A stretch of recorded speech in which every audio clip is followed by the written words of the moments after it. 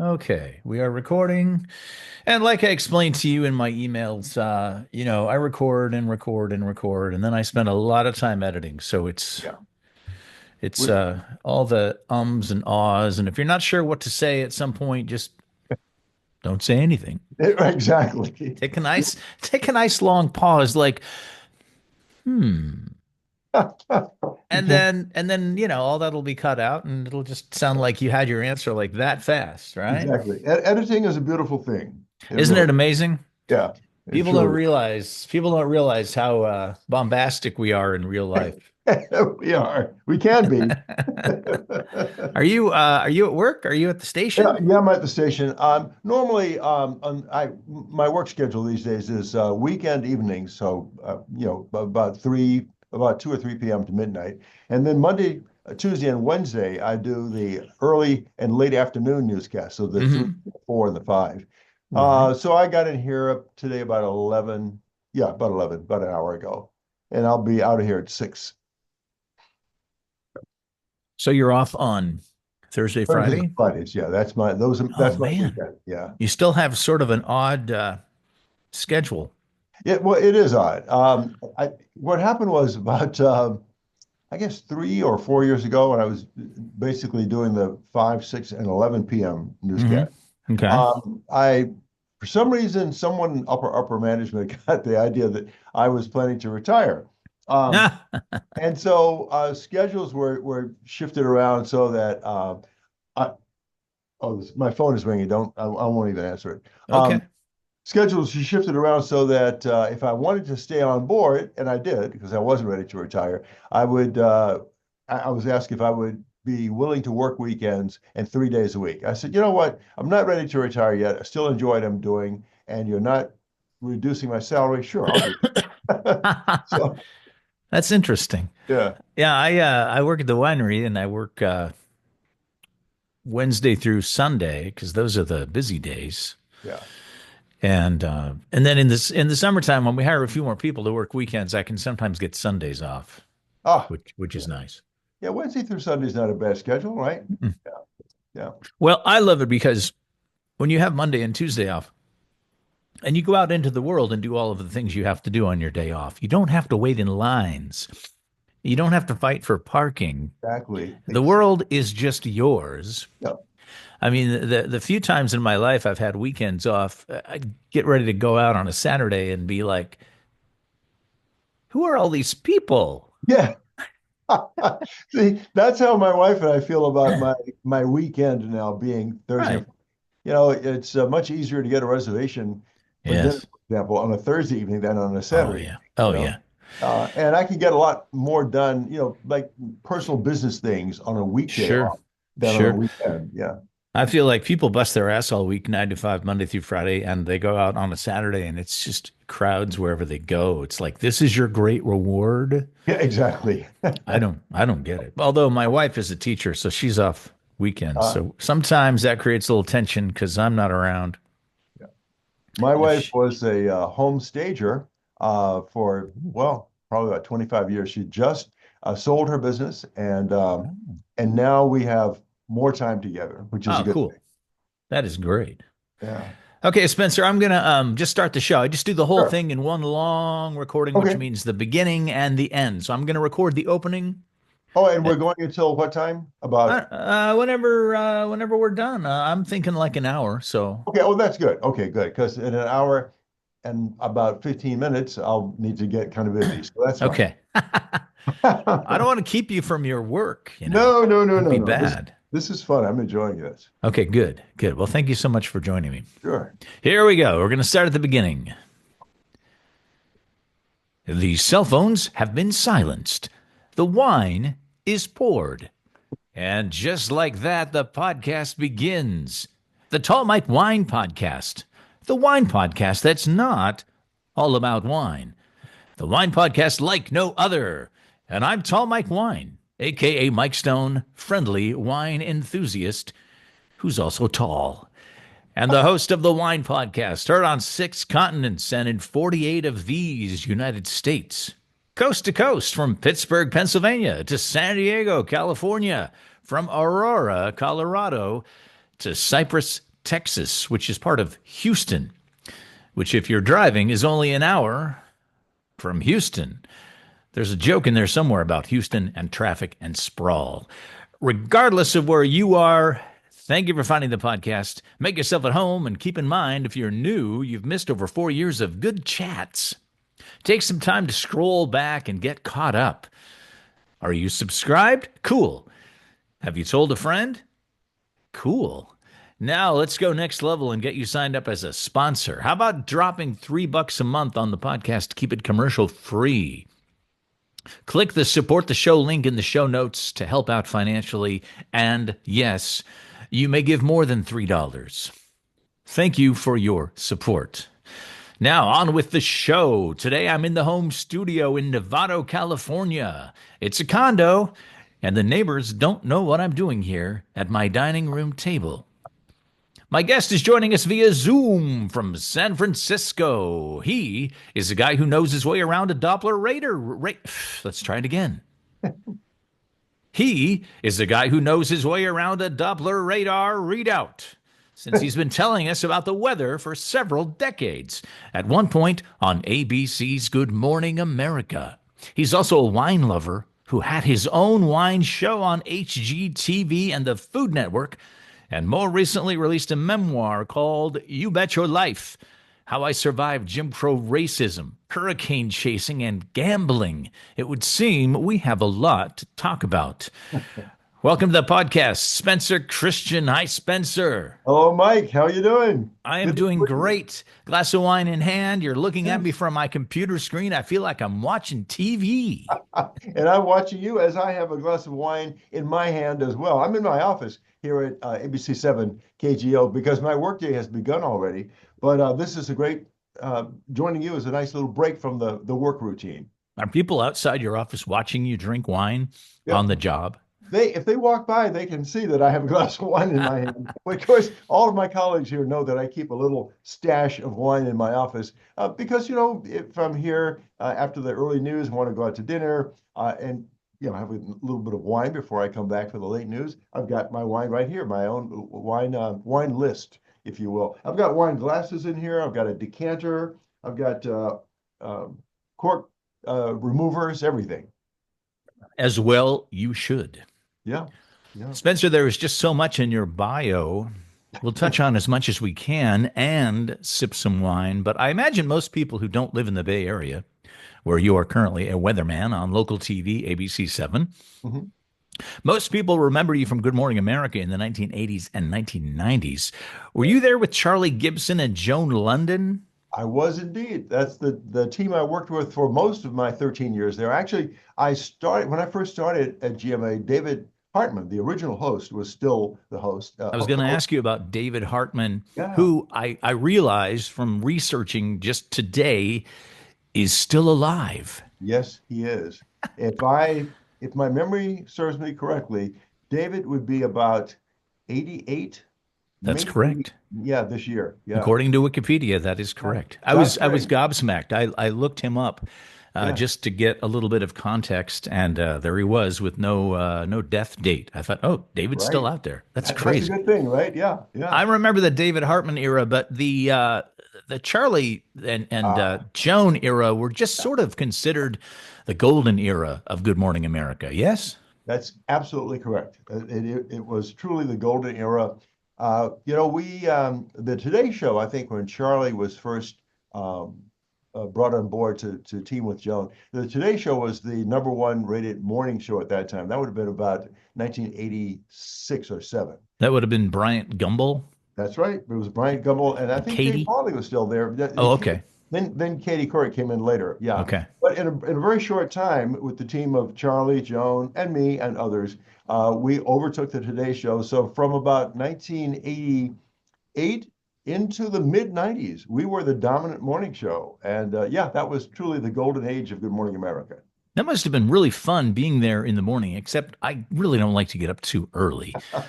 What time did you have to get up when you did that show? Well, I lived in northern New Jersey, just across the George Washington Bridge from Manhattan. So I had a very short commute at that time of the day.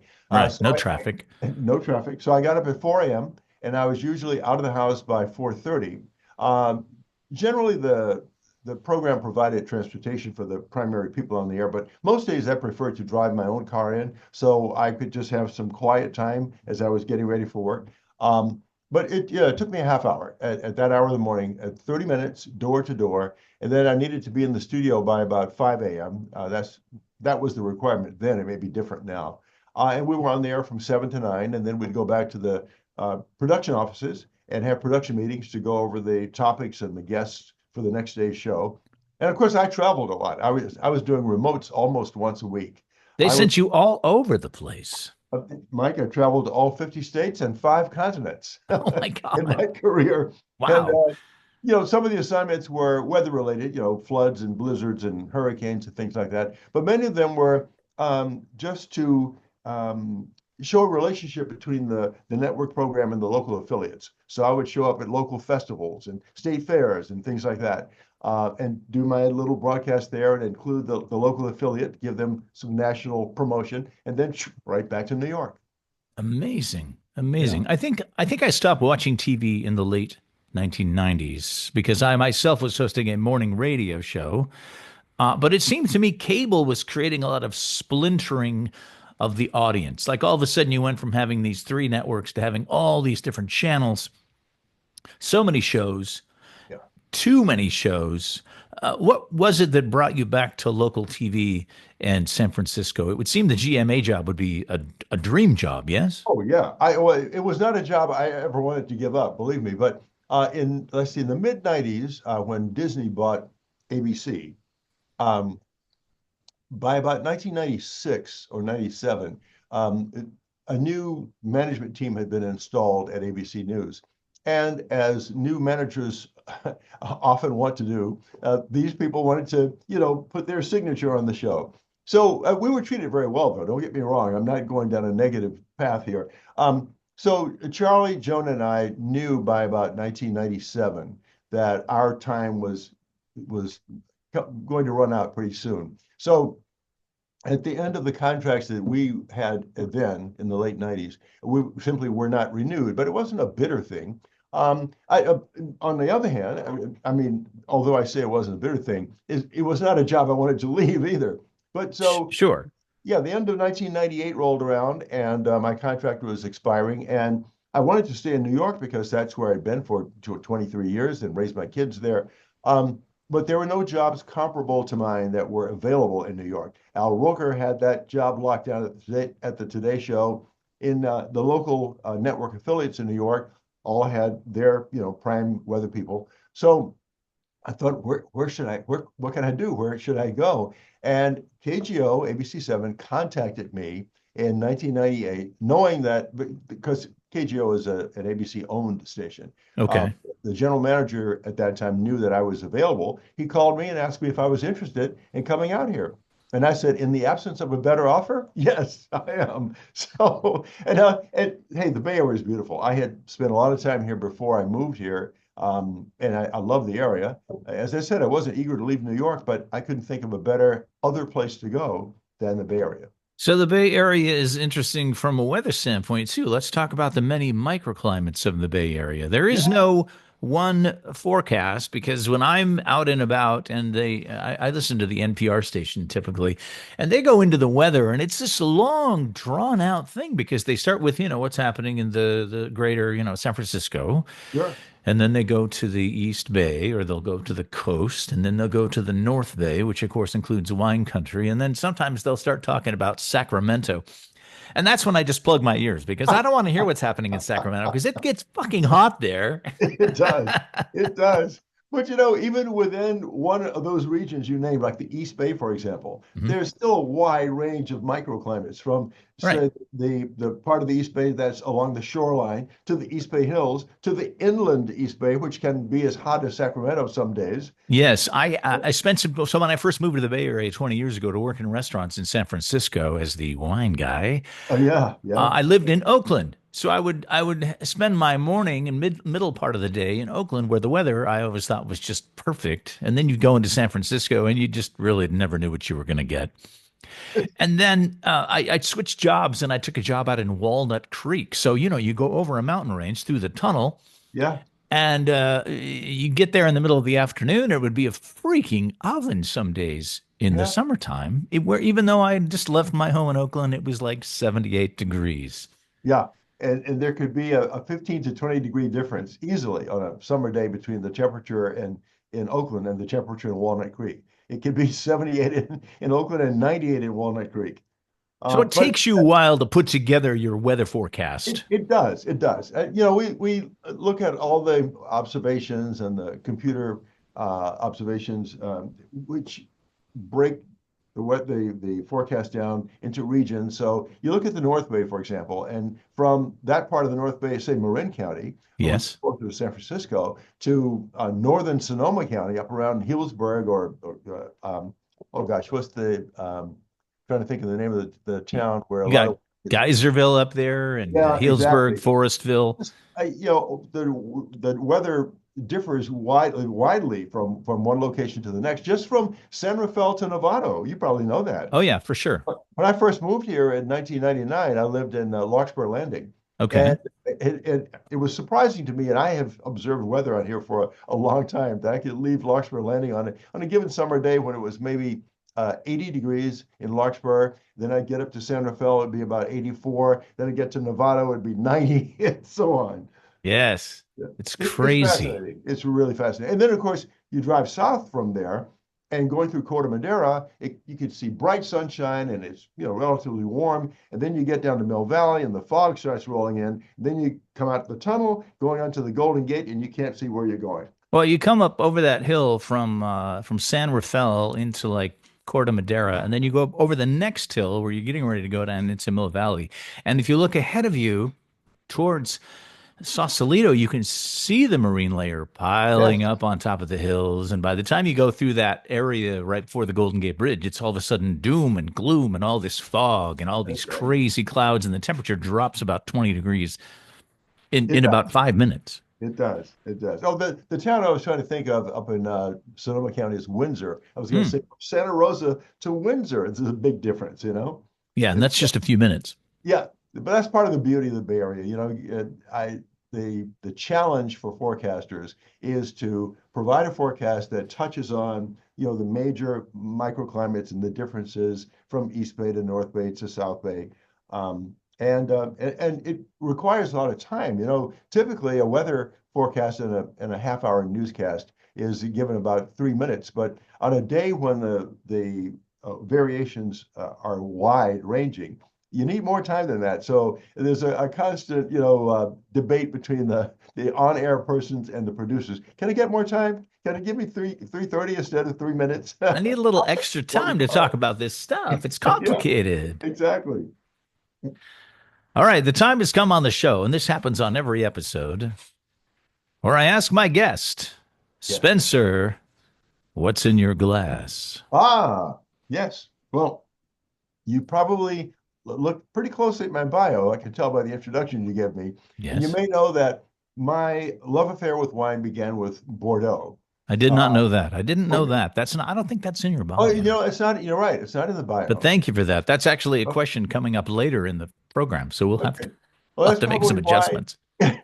my love of Bordeaux is probably why I'm sort of partial to Napa when it comes to California wines, because the grape varieties there are, pretty much the same as Bordeaux. Yes. Um, Although the wines express themselves differently. But anyhow, in the fall of 1976, my wife and I, my first wife, mother of my children, and I were taking a friend out to celebrate his engagement. And I knew nothing about wine at that time, but we went to a fancy restaurant to celebrate my friend's engagement. So I decided to look at the wine list and order the most expensive bottle of wine. And it happened to be a 1966 Chateau Lafite Rothschild from Bordeaux, Wow. a name that even people who don't know wine may have heard of. Yes. That wine was so seductive that I just fell in love with wine right there. And I went out and started buying wine and collecting wine and reading books on wine. Next thing I knew, I had a wine cellar at home in northern New Jersey with about 1,500 bottles. So I'm drinking Bordeaux today. I have a bottle of Chateau Mongravi, Mongravi. Mongravi. Montgravy. Yes. Is that from Grave? It's actually, it sounds like it doesn't, but it's It from does. Margaux. It's from the Margaux appellation. And it's not far from Chateau Margaux, but it's about one-fifth the price. And it has the same character as the Chateau Margaux, which is a very expensive wine, as you know. So Yes. it's very floral, the bouquet is. It's got violets in it and dark fruit, but it's nicely balanced. And the fruit doesn't leap out of the glass at you as some of the super ripe Napa Valley Cabernets do. What's the vintage on that? Oh, this is the 2015, which was Oh, a okay. So it's still report. pretty young for a Bordeaux. Do you Mhm. have the bottle there? Can you hold it up Oh so I can yeah, take a picture? sure, sure. Take your time. Take your time. Oh, not a problem. Oh, yes, it is a 2015. For just a second, I thought I had misspoken. So here it is. All right, I'm gonna take a picture of you now for Instagram. So Okay. I love this. I have to take pictures for Instagram because otherwise I forget. At the end of the show, I say, "Hey, check me out on Instagram," and then I don't have pictures. Thank you, Spencer. That okay? It's a Cru Bourgeois. I like that. Yes, yes, yes. It's so it's not one of the the Bordeaux classification, first growth through Yeah. fifth First, growth, second, third, go, et cetera, et correct? cetera. Exactly, through fifth growth. So those are the great growths, the classified growths. But the Cru Bourgeois, well, they are way less expensive than the classified growths. But that doesn't necessarily mean that they're not enjoyable. This is a very nicely balanced wine. It's got finesse and subtlety and all that stuff, all that sort of thing. Is that a Merlot based blend then? Actually, it's more Cabernet based, as the left bank wines typically are. Over Right. in Bordeaux, as you know, they have the left bank wines from uh, appellations like Pauillac and Saint Estèphe and Graves and Saint Julien and Hmm. Margaux. They Hmm. tend to be more Cabernet focused. And then on the right bank, they have the Pomerol and the Saint Emilion, and those tend to be more Merlot focused. So this one, according to what I've read about it, I don't know the exact percentages, but Hmm. primarily Cabernet Sauvignon, Cabernet Franc, Merlot, and Petit Verdot. Probably a very Okay. small percentage of Petit Verdot. A little bit. Yeah, yeah.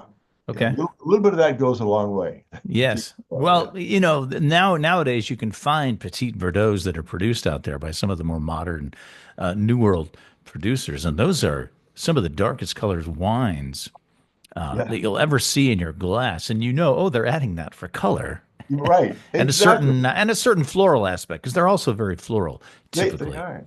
I'm Yeah, actually a fan more and more of Petit Verdot when I find it. yeah. Well, I'm glad to hear you say that because a few years ago, my wife and I, on a trip to Italy, would take wine tasting down in Tuscany, discovered a 100% Petit Verdot made in Tuscany. And it had exactly what you described, the deep dark color, and yet it was floral and it wasn't overwhelming at all. No, they Uh, can be very pretty wines. yeah, yeah. So All anyhow, right. just something All to right. think about. All right, I got your picture for Instagram, and you can follow me at Tall Mike Wine on Instagram. I know you're on Facebook. I know you're on Twitter. Yes. Are you on Instagram too? I am on Instagram. I must confess, I'm not very active on social media, but I have two Instagram accounts. One is at Spencer ABC7, and then my personal one is sequence of letters. It's MRESCJR2. It's Mr. ESCJR2. Because I'm Spencer Jr. I'm actually E. Spencer Christian Jr., thus the Mr. ESCJR2. I guess that from your email address Yeah, that that's exactly you are right. a junior. I'm a junior. Somewhere in the world there was a Spencer Christian, the Big Papa, right? Yep, my dad. He was no longer with us, but well, he's with me in spirit. Yes, he is. He's Yeah, inside of you. yeah, All right, yes. hang on a second. I have a prop here. I have to grab it real quick. Okay.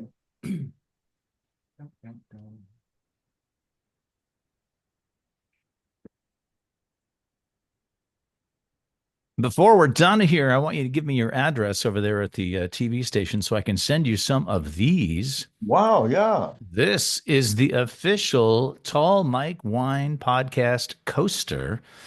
You can set your Yes. wine glass on my Absolutely. picture. Isn't that I'd like to have nice? some. Yeah, I'd like to have some of those. I Right. will send you some of those, and I will send them to anyone who sends me an email at tallmikewine@gmail.com. Spencer, you're from Virginia. Yes. Let's go back to the earliest days. Something I like to do on this show is trace someone's aha moment. Now, we already talked a little bit about it, but I want to know a little bit about what was happening with you when you were there with Spencer Christian Sr. So you were there as a kid in Newport News, yes? That was you're born in Newport News. That's correct. But I actually my family or my parents moved to Charles City County, which is just west of Newport News. When I was about four, they both were from that county. They had grown up there. But my dad worked in the Newport News shipyard, Newport News Shipbuilding Company. Big Um, shipping town, big yeah, shipyard town. huge. But when I was a kid, it was the Newport News Shipbuilding and Dry Dock Company that built all of the Defense Department's nuclear-powered submarines and aircraft carriers. So my dad was a laborer who worked in horrible, conditions, the heat of summer, the cold of winter on those seagoing vessels. Um, my both of my parents grew up during the Depression, from large poor families in the rural South. The county I grew up in, Charles City, is totally rural, and even today it has no commerce, no industry. Um, but and my parents, of course, I was born in 1947, so I grew up during the age of Jim Crow racial segregation. I Hmm. was 17 years old when the Civil Rights Bill was passed, but I was nearly 20 before all those barriers came down that said whites only, whites only, whites only. Hmm. But imagine the indignities my parents' generation suffered. It was even worse for them.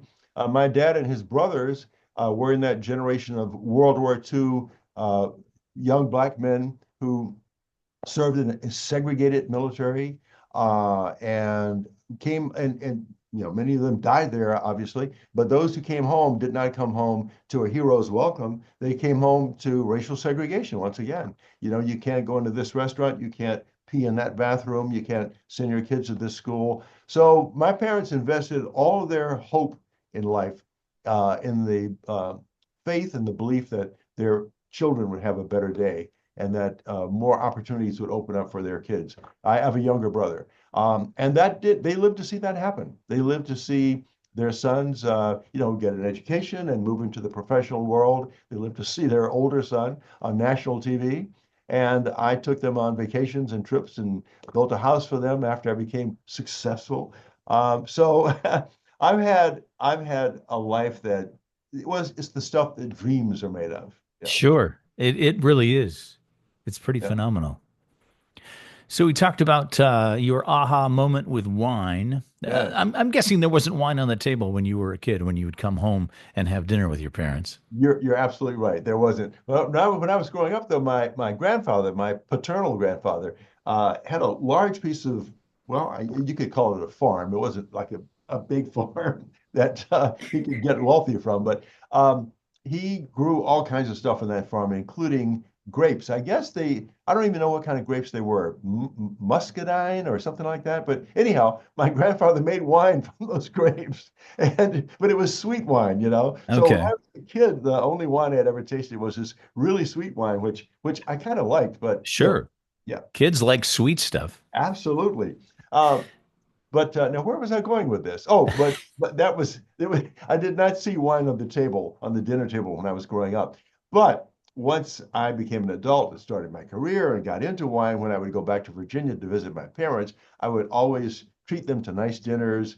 And my dad finally got used to drinking wine. He always wanted to get a sweet wine, and I'd say, "No, Dad, you can't have dessert wine till after the meal. Try a little bit of this Cabernet Sauvignon now, and then you can have some port after the meal."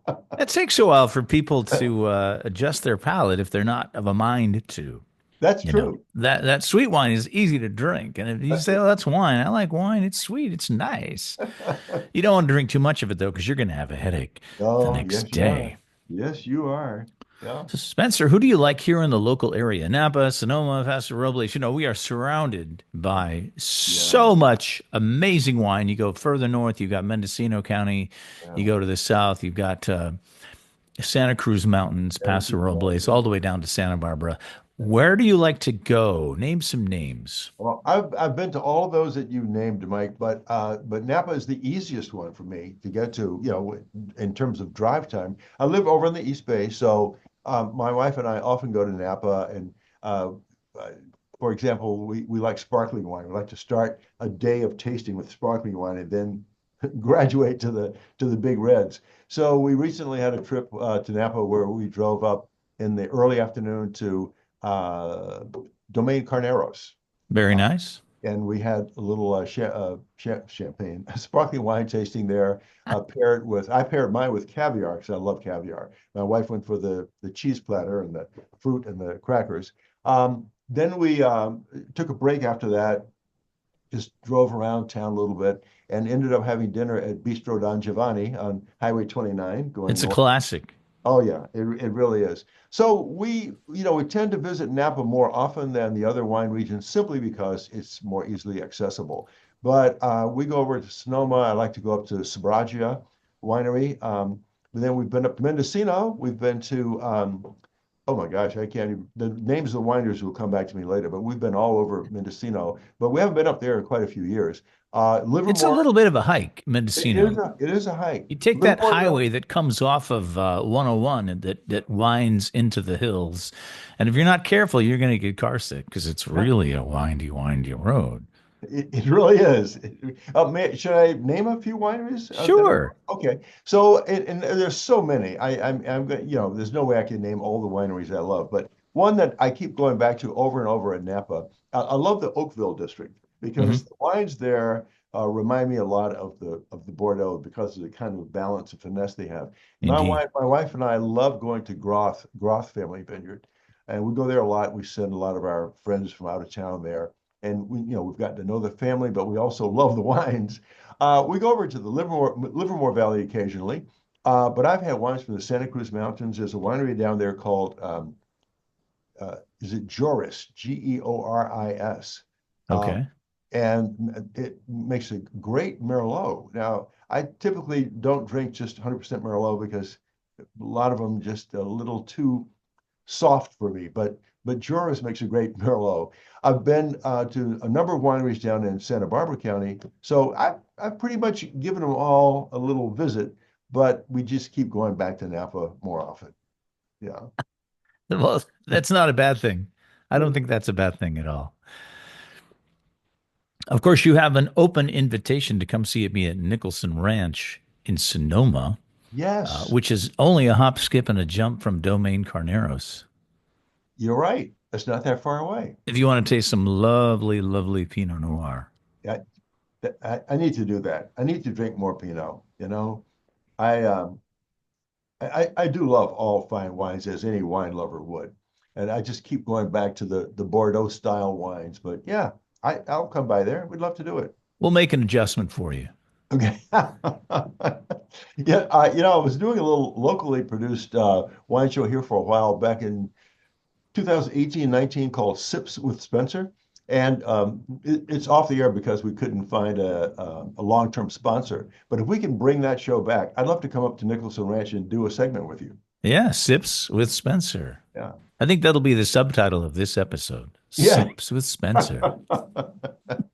Has a nice ring to it. It does. I think so. I think so. All Yeah. right, Spencer, the time has come for me to now reveal to you what is in my glass. Okay. Oh, yes. I didn't even ask you. Oh, Well, no, you're not supposed to ask me. I'm supposed to reveal it at some point. See, this is all in stages. We don't want to, we don't want to. We have to keep it in a flow. sure, sure. All right. My wine is actually very similar to yours in that it is a Bordeaux style blend, but it is not from the Bordeaux region of France. It is not from the Napa Valley. It's actually from a region that is near and dear to my heart because it's from my formative part of the universe. It's from the state of Washington. What do you know about Washington wine, Spencer? I have had a few, but I don't claim to be very knowledgeable about the wines there. But Okay. I like them because the Bordeaux style blends there, for my taste, tend to be less fruit forward than the typical Napa Valley blend. So if you're in the Columbia Valley, you're going to see a lot of people growing Cabernet Sauvignon and Merlot Yes. and Cabernet Franc and Petit Verdot. Of course, now Syrah And the GSM blends are becoming more and more a thing in Washington. But That's like right. you, I keep going back to the Bordeaux blend. So I'm going to show you the bottle here. This is a winery called Guardian Cellars. Yes. Guardian Cellars. Now, Okay. Guardian Cellars was founded in a little town just to the north of Seattle, Washington, where there are no grapevines growing, but there's all of these little warehouse buildings that people eventually started opening little wineries in, trucking grapes in from the east side of the state, the Columbia Valley, where all the grapes grow. And Guardian Cellars was started by these are just people who start little hobbies and turn them into businesses. This particular winery, Guardian, was founded by a police officer and his wife, who was a reporter for the local newspaper in Seattle. Wow. That's how they met. He was a cop, she was on the beat of crime. So Well, they started this little winery called Guardian Cellars. yeah. And the wine that I have in my glass is one of their wines called Gunmetal, and it's a Oh, blend. It's 56% Cabernet, yeah. 40% Merlot, and 4% Petit Verdot. This is very young, but it drinks like a wine that's got a little age on it. It's from 2021, and you would 2021. expect a 2021 cap to be a bit on the stiff side, tight side, Right. Right. tanniny side. But this spends 22 months in mostly new French oak, Okay. so it's all smoothed out. It's actually, I opened a bottle last night and was like, oh, you open a younger wine and like, oh, I'm going to open a young one just to check in on it. And then it's like, oh, this is actually ready to drink right now. This is super smoothed out. And you've got all the plum and raspberry and Oh, yeah. blackberry. And then you get into some of the florals, and it's really quite delicious, this wine. This is the 2021 Guardian Cellars Gunmetal. Guardian Cellars Gunmetal 2021. Got it. I got it filed away. File it away. The price range? What? This one's about just under $50. Okay. Yeah. Okay. Just under $50. That's another one of those things about the wines from Washington State. Even the best ones, you're going to have a hard time finding one over $100. Yeah. That's why I keep going back there.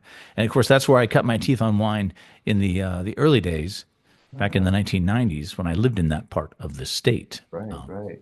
But another few Yeah. notes about this winery, Guardian Cellars. So they really took this theme of he's a cop, and they named all the wines, all these very interesting. I'm just going to read a few of them to you. Oh, yeah. Go ahead. Sure. There's a rosé called Pursued. There's another few wines, Chalk Line. There's Confidential Source. There's 5-0. There's alibi. It just goes on and on and on. I Rookie, love it. felony, entrapment, misdemeanor, informant, the wanted. And then, in a nod to Jennifer, the news reporter, they have a second label now called Newsprint. I And love they're it. and they're still quite small. They have three tasting rooms, two on the west side of Seattle, on the west side of the mountains in northern part of Seattle area. They've got one in Woodinville, one in a place called Maltby. And then they have a tasting room now in Walla Walla, Washington, which is, of course, a real wine region to be reckoned with in Washington itself. So that's Jerry and Jennifer of Guardian Jerry and Cellars. Jennifer. I'm going to check out Guardian. I don't know when I'm getting up that way again, but I'm going to read about them and order some of that wine. Read Uh, about them, order their wine, join their club, go yeah. nuts. I was introduced to Washington State wines by Howard Schultz, of all people, the Hmm, founder of Starbucks. It's in 1998. It was my final year of Good Morning America. What was I out there for in Seattle? Oh, it was a ch big charity event. That's right. I was there, okay, yeah, the celebrity. And sure. Howard Schultz picked me up at the airport upon arrival and was driving me around and giving me the grand tour of the Seattle area. And he said, "I know you're into wine. Would you like to do some wine tasting?" I said, "Sure." And we went to a winery whose name escapes me now. And that was my introduction to Washington State wines. And then, of course, on subsequent trips to Oregon, I realized that the divide between Washington State and Oregon, wine-wise, is sort of like Burgundy and Bordeaux. Oh, it totally is. It Yeah, totally is. And of course, yeah, this is because it's the microclimates. yeah, Eastern Washington on the east side of the Cascades, far from the Puget Sound. It's very hot and long, hot days in the summer. yeah, Great yeah. for the Bordeaux varietals. And then the west side of Oregon, not too far from the coast, Right. is a lot cooler, much, much better for Pinot Noir. And of course, it's the Willamette Valley. The first time I arrived there, I was tempted to say Willamette, and someone said, "No, it's Willamette, damn it." And I said, "Yeah, Yes. I got it. That'll help me remember the Willamette Valley in Oregon." All right. Now we're going to talk about your memoir. You wrote a memoir Yes, in 2018. I yes, I only did. know that because it's in your bio. Yeah, But let's get a few things in the title. How I Survived Jim Crow Racism. You've already sort of touched on this. right, right. Um, Hurricane chasing. How I survived hurricane chasing. What was the worst one they ever sent you to chase? Wow, probably it was one of the big ones. Hugo, not yes, Hugo, Hurricane Hugo. It hit it was either Charleston, South Carolina, or yeah, I think that's where it made landfall. I was on 13 hurricane assignments for during my years at Good Morning America, during 13 years. And the interesting thing is that you never know exactly when a hurricane is going to make landfall. We make our predictions sometime between noon and 4 p.m. on a Thursday. But I happened to be positioned in locations where hurricanes were coming on shore just as I was on the air a number of times. So in my You 13 gotta like that. Oh yeah, it's so dramatic, and I've got the goggles on and holding on to a utility pole so I don't get blown off my feet, and debris is flying around me, and the producers back in New York are loving it. Yeah, of So, course they are. oh yeah, so all on the Mid-Atlantic and South Atlantic coast, I did hurricane assignments, and the Gulf Coast as well. When you were talking about Cypress, Texas, is that what you said earlier? Was it first? Yes. Cyprus, yeah. I don't think I've been to Cyprus, but I've been all along the Gulf Coast of Texas on various hurricane assignments. Yeah, I guess Hugo was the strongest one. Fran was a big one that pounded the North Carolina coast. Bertha, another big one that was in the early to mid 90s. And some of those assignments, Mike, I would arrive on the day, obviously before the broadcast, and we'd be positioned where we thought we'd have the best shot of being in the elements as the hurricane made landfall. And then sometimes with loss of power and roads being flooded, bridges being washed out, I would be stranded for a couple of days before I could get out of the location from which I was reporting and back to an airport to fly home. It's just funny the nature of TV news. Like, yeah, send Spencer out there. It's going to be dangerous, but send him out there. It'll be good TV. It would be good TV. And in addition to the hurricane assignments, there were the floods and the blizzards and all the natural calamities. And now Ginger Z is getting a bigger taste of that than I got in my 13 years. Is Ginger Z the current Good She Morning is the America weather person? Yes, she's the current chief meteorologist and climate reporter for ABC News and for Good Morning America. In fact, I had her as a guest on my podcast just a couple of weeks ago, and we were talking about the challenges of getting out to these locations and surviving the elements that surround you. And we talked about climate change and how extreme weather is now becoming more extreme, and the extreme weather events are becoming more frequent and of longer duration. And that's something I guess we're just going to have to learn to live with. So give me a plug for your podcast, Spencer. I will do that. We need to have you on my podcast as Sure, well. I'm available. And then we can plug your podcast as you're a guest on mine. Mine is called After the Weather, and it's produced right here at ABC7. And we cover a wide range of topics. Just whatever I feel like I want to talk about on a given day. We do topical issues. We've had, some politically oriented discussions, but we've talked about wine. We've talked about comedy and movies and sports and TV shows. Everything.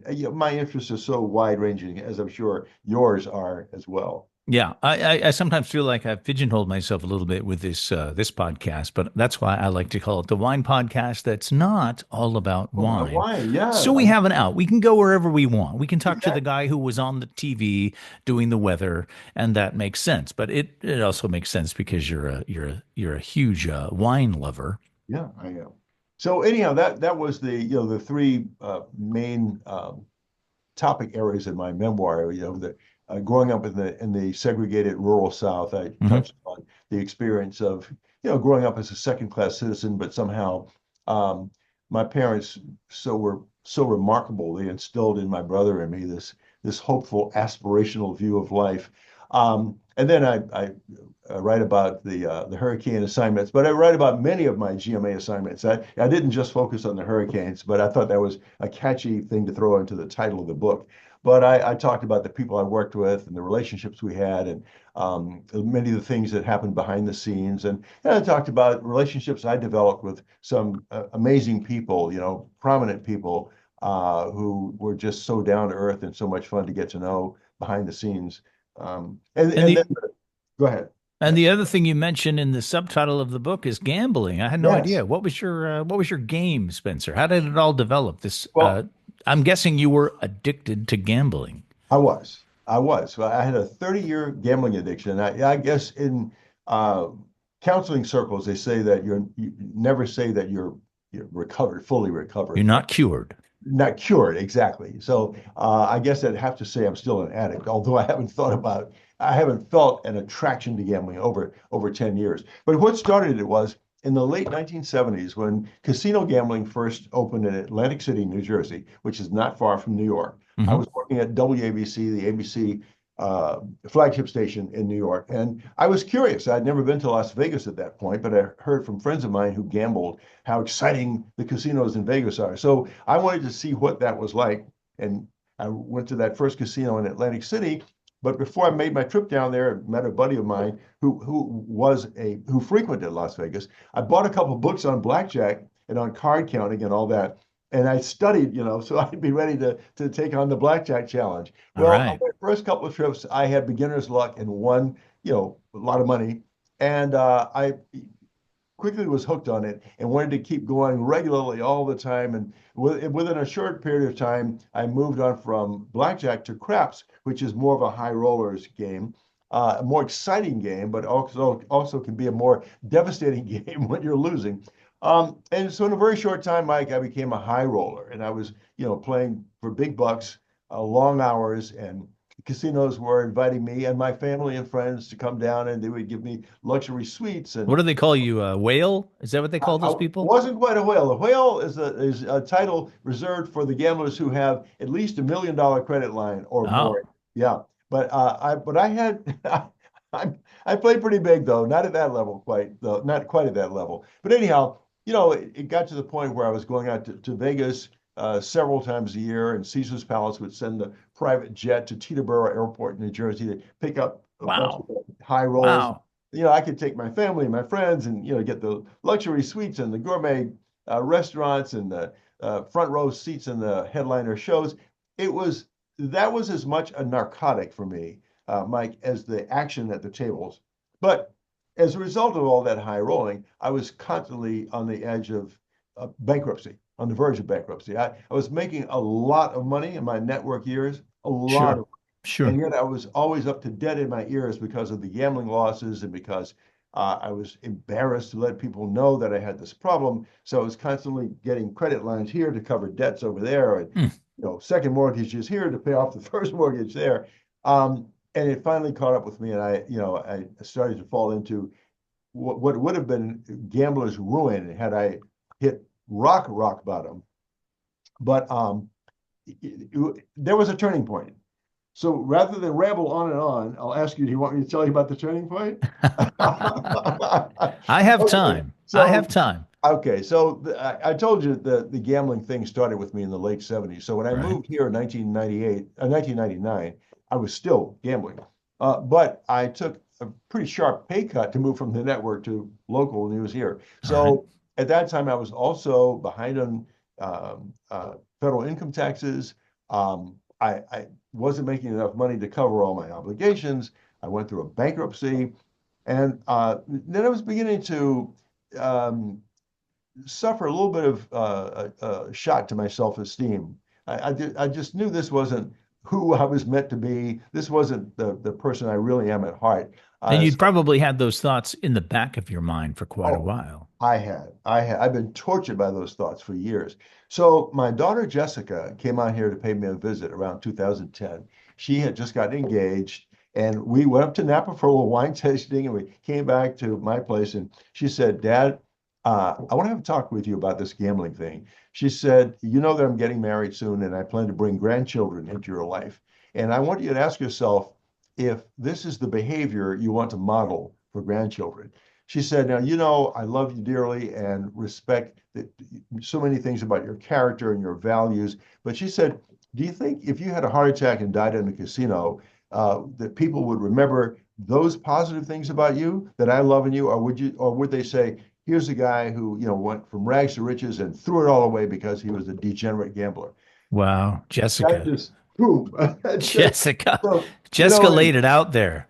I had a come to Jessica moment, and that was the beginning of my turnaround. And after, and I'm a person of faith, so after a lot of soul searching and prayer and self-examination and all of that, and talking to people like my daughter who cared about me and loved me, and wanted to help me turn it around, I was able to find the desire to actually quit. And that was back in 2014. And here we are, 2025, and I've Wow. had no urge to go back to it. That's amazing. That is a great story. Yeah, Thank you so much for sharing. sure, It's sure. uh it's it's it's pretty amazing how sometimes we can let ourselves kid ourselves that what we're doing with whatever it is that is not necessarily the best thing for us is still, oh, I need this, I want this, I have to have this, and at some point somebody just shows you, pulls the wool from your eyes and says, this is not who you need to be, this is not who you are, this is not good for you. Yeah, that's pretty incredible. That's exactly right. And in the early years, there was a lot of excitement, especially when you're winning. Hmm. Even when I lost in those early years, because I was making a lot of money, and I always thought, oh, I'll get it back. Next time I go, I'll win. And so there was, there were ups and downs and ups and downs. But then in the later years, there was a lot more downs than ups, and I just found myself drowning in debt, um, and my self-esteem was suffering. And it was damaging my most treasured relationships with my wife, my children, my closest friends, my Mm, relationship with God. mm. But um, fortunately, the people who really loved me didn't abandon me. They didn't. They just continued to offer me loving encouragement to get some help or to turn things around. And so when people say, "What saved you?" I say, "I was saved by love." Right? I really was, by the people who cared most about me, and that includes my. I'm in my second marriage, and my first wife and I, by the way, are still very good friends. She's the mother of my children, and we have deep respect and regard for each other. But my second wife is born and raised here in the Bay Area. This is her second marriage as well.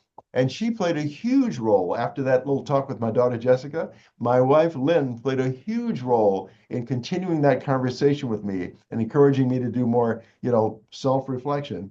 And I just got to a point pretty quickly at which I said, I don't want this in my life anymore. I'm tired of it. Right. It didn't work for you anymore. And if it ever did, Yeah, really. you're right. If it ever did, that's a good Right. point. Yeah. But it was fun, right? There were fun moments. There were moments that were great fun. Because that's the Absolutely. thing. I mean, you feel pretty bad about yourself at some point, but at some, you're also like, you know what? There were some good times. Oh yeah, there were some good times. And one of the best times, not actually gambling, was writing the book because it was such a cathartic experience. I mean, literally, as I completed each page or each chapter, I could feel the guilt and the shame just being lifted. No, Uh, that's great, Spencer. great. That is Yeah. great. That is great. All right. We're going to do a quick lightning round. Items Okay. from your bio. I just want you to touch on because we're, Sure. we're Sure. running short on time. Okay. You interviewed Barack Obama right before he announced his presidential bid. Did you think he had a chance? After interviewing him, I did. Yeah, initially, when he first appeared on the national scene, and everybody was caught up in this, this um, excitement of this dashing young black Yeah. man. Yeah, Who yeah, might- yeah. 2004, the Democratic National Convention when he Right, gave exactly. the speech. Right, that's right. So now it's 2006. He's on his book tour, The Audacity of Hope. I had just read the book the night before the interview. We knew he was going to soon announce his candidacy, but he hadn't announced it yet. So we met and we did this interview, and I had and read in the book the night before. He said he described himself as a teenager as that skinny kid with the big ears. So after we went through all the questions you would expect someone to ask someone who's being thought of as a presidential candidate, I said, let me ask you this. We'd gone through all the serious stuff. I said, at what point did that skinny kid with the big ears think, hey, I could be president someday? And he cracked up. He flashed that big Obama smile. And that was the best part of the interview. It was amazing. And That's great. that's when I knew this guy actually could be president. He's got a shot. Yeah, He's he's got got a a shot. shot. Yeah. All right, you were the emcee of Jimmy Carter's 75th and 95th birthday celebrations. Yeah. Did you get to know the former president a little bit? I got to know him quite well. In fact, I got to know members of the family as well. I'll try to make this quick. I had met and interviewed his younger brother, Billy. You may recall Billy I was remember. outrageous and bombastic. Billy In 19 Beer. Yes, Billy Bear. In 1980, 8 years later, Mike, I'm on assignment for Good Morning America to interview former President Carter, 1988, on the grounds of the Carter Presidential Library. The first words out of his mouth after introducing himself in his down-home way, "Hi, Spencer, I'm Jimmy Carter," as if I didn't know who he was. Next words out of his mouth were, "We'd like the Carter family would like you to know how much we appreciate how kind you were to Billy when you interviewed him 8 years ago." And I thought, why? I mean, why is that even still in his memory bank? But we made a connection right there. And I ended up interviewing him numerous times after that, worked with the Carters and Habitat for Humanity a couple of times. And that's what led to the invitation to MC his 75th and 95th birthday celebrations. Unbelievable. Yeah. You had a pro baseball tryout while you were in college. Yeah. What team was showing interest? How'd that come about? And are you Okay. still a big baseball fan? I'm a huge baseball fan. It's the only sport in which I feel I excelled. I mean, I'm a pretty good athlete, but not a great all-around athlete. But I was a skinny kid who could always hit the ball and tear the cover off the ball. So I played in college at Hampton University in Hampton, Virginia. And I was not. I knew that I wasn't major league material, Mike. What happened was we had a guy on our team who was like the natural. He was the guy who could have made it to the majors, and the Baltimore Orioles were scouting him. And on the day that the scouts were there, I had a big day. I don't know, I hit a home run, a couple of doubles or something. And the scout told a bunch of us, he said, we're holding an open tryout in Petersburg, Virginia. If any of you guys want to come and show up. And I thought, I'm not being invited to it. I'm not being scouted, but I'm going to go to this damn tryout. There you go. There you And go. I'll be able to talk about this the rest of my life. Yes. And I lasted long enough to get into the scrimmage game, and I hit a ball to the warning track or something like that. But Who was the player they were coming to see? Anybody? his name was, he never went to the majors. His name was Devereaux Lunn. He was a college classmate and teammate of mine. He played third base. He was from Baltimore. He was a phenomenal athlete. He was a quarterback on the football team, point guard on the basketball team, played tennis, but had to give it up because it conflicted with baseball. Oh my God. But another guy who was at that tryout, who had a long major league career, was a guy I played against in college. His name was Al Bumbry. He played center field for the Baltimore Orioles for many years after a guy named Paul Blair. And Bumbry was the real thing. Okay. Loma Prieta earthquake, 1989. Did I get the year right? Yes, you got it right. You were in the right place at the right time for sure, covering the World Series here, Giants versus A's. That's right. Where were you when things started to shake? Let me tell you why I was where I was first. Okay. I'd gone to the first couple of games, which were in Oakland, and I got acquainted with Bay Area traffic. My assignment was to do post-game interviews with, some of the colorful characters on the two teams. So I was at my hotel, staying at the St. Francis Hotel at Union Square. I was on the 19th floor, and I decided I'm not going to leave early to go to fight this traffic to go down for the first pitch. I'm going to leave in about the third inning so I can avoid the traffic. Well, that was a mistake because I was on the 19th floor in my room when that earthquake hit, and Oh the my God. building felt like it was going to collapse or topple over. It was the most terrifying experience I've had in my entire almost 78 years on the planet. So I ran down the 19 flights of stairs, got to the ground floor. The building was still standing, for which I was thankful. And then I was here for another, 10 days or so doing post-earthquake coverage. It And was the big story for sure. it was. I interviewed Mayor Art Agnos that night, first network person to interview him. And the next morning on Good Morning America, Charlie Gibson and Joan London were asking me to describe how I felt with the terror within me. And I said, let me put it this way.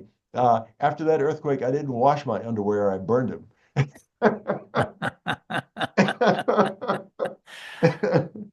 That's great stuff. It All was right, a last question. memorable assignment. Yeah. Last question. You Sure. mentioned your age just now.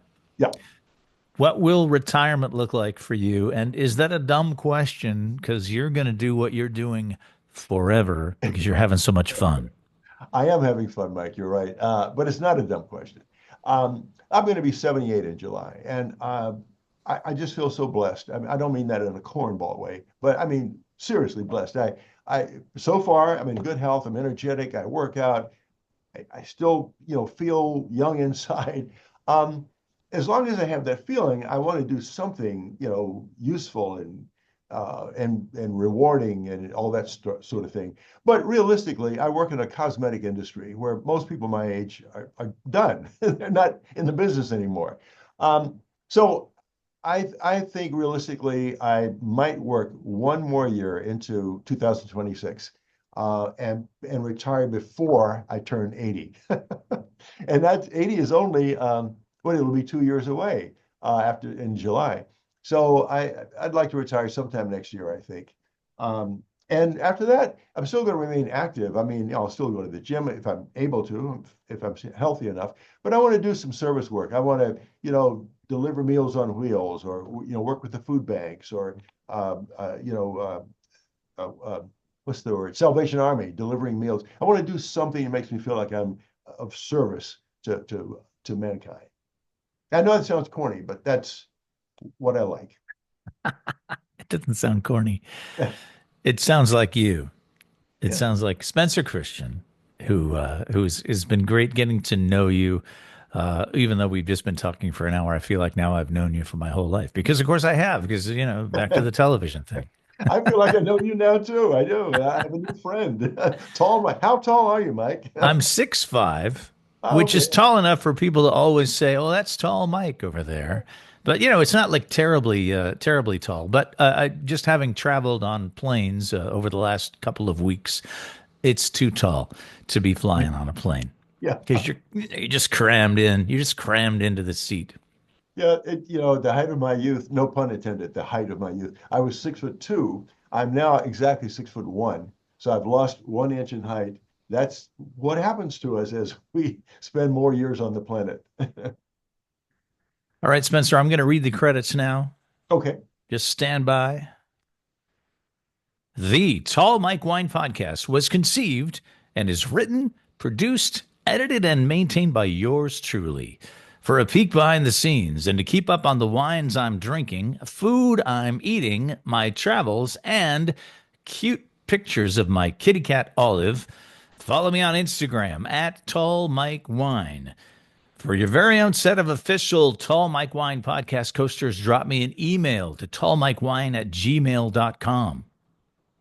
If you liked this episode, share it on your socials. Also, scroll through the archives for a lot of good chats going back over 4 years. And one more thing, help me keep the podcast commercial free by becoming a sponsor for 3, 5, or even, you lose your mind, $10 a month.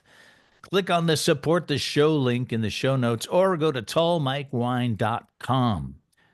Your support means a lot. Be on the lookout for the next episode coming soon. For now, thank you, Spencer, for hanging out. Thank I'm you, Mike Mike. Stone. Yeah, let's do that again. For Oh, now, sorry. thanks, Spencer, for hanging out. I'm Thank you, Mike Mike. Stone. I did it again. Sorry. Let's do it one more time. Right. Let's do it one more time. For now, thank you, Spencer, for hanging out. You can say thank you. Thank you, Mike. It's been a pleasure. I'm Mike Stone. Keep swirling, keep sniffing, keep sipping. cheers. And that's how we do it. All right. And well done it was.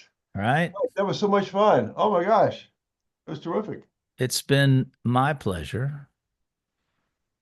And let me see if I can stop the recording here. There we go. I have to get up there. My wife and I have to come up to Nicholson.